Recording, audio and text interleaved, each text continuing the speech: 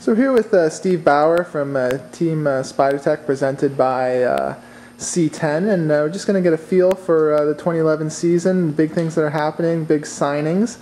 So Steve, big news this year, powered by C10. Can you tell us a little bit the consortium of businesses?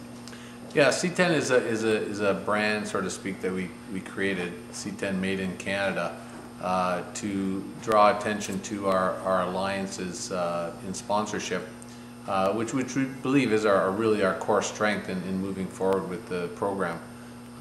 So if you take the lead from Spidertech, BlackBerry, Pine Tree Capital, NRS Brakes, Planet Energy, and Saputo, you have a really strong core Canadian corporate group that is supporting the team going forward. And the goal would be to add in more partnerships and more C10 support to broaden the financial base and create solidarity and also continuity. And that's a really important message. We need to have continuity in the team and be broad and strong with alliances such as C10 and that brand. We feel we can be very successful. So with this newfound support and broadened support, we have some new signings for 2011. Can you walk me through them? Yeah, we signed some good riders this year. Well, let's start with the Canadian champion, Will Routley.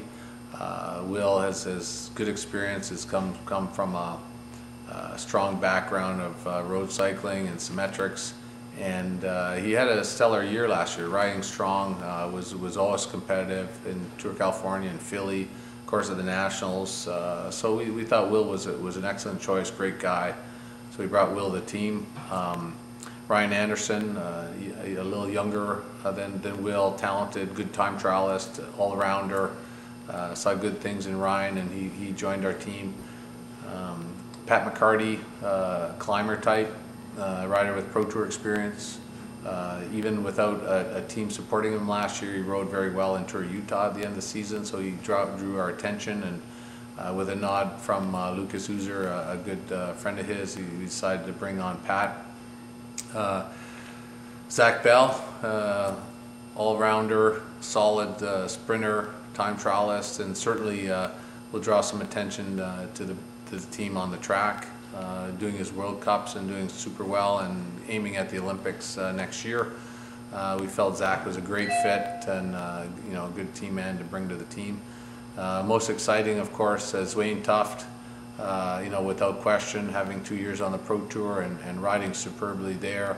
His time trial ability, his capacities to be a leader and win potentially small and shorter stage races in Europe, such as West Flanders or Tour Denmark, perhaps Tour de Beauce again this year. I think, without questions, Wayne is just going to add what we need, to launch this team forward.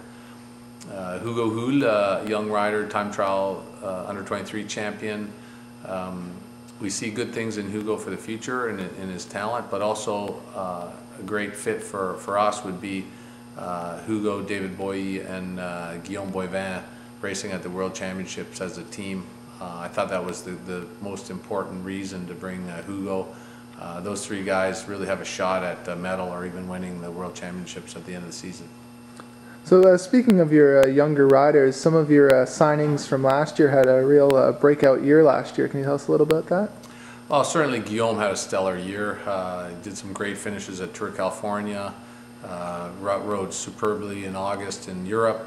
He had a little bit of a knee issue coming into the Worlds. We got him fixed as best we could, and he, the historic bronze medal under 23 at the World Championships was a stellar performance. So no question, Guillaume was a breakout year.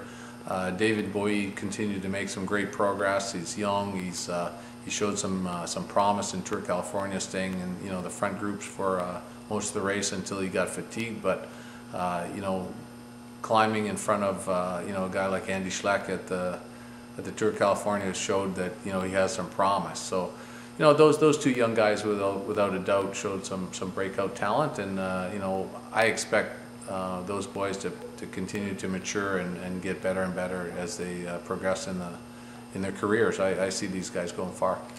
So a lot of people see some parallels between the Spidertech program and the Garmin Cervelo program.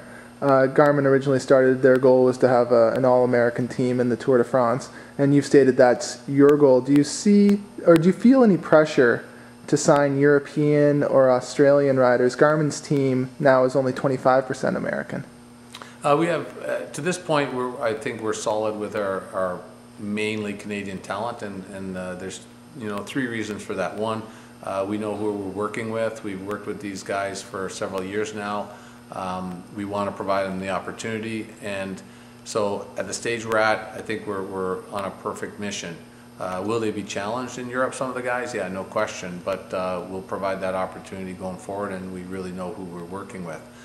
As the team evolves and we want to add in depth of strength, there's no question we'll look internationally for added strength and depth. But we also have a strategy to recruit more Canadians. We have a junior alliance program now, a solid team in Quebec, a solid team in Ontario. We want to broaden that horizon a little bit with partnerships in the West.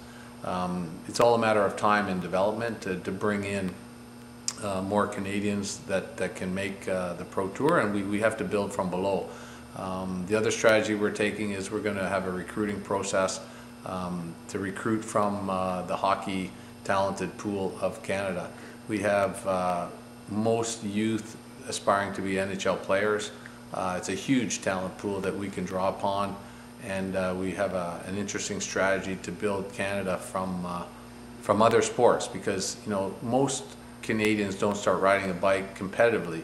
They'll do gymnastics, they'll do basketball, they'll do hockey, they'll do baseball, they'll do whatever. But cycling isn't probably the first competitive sport.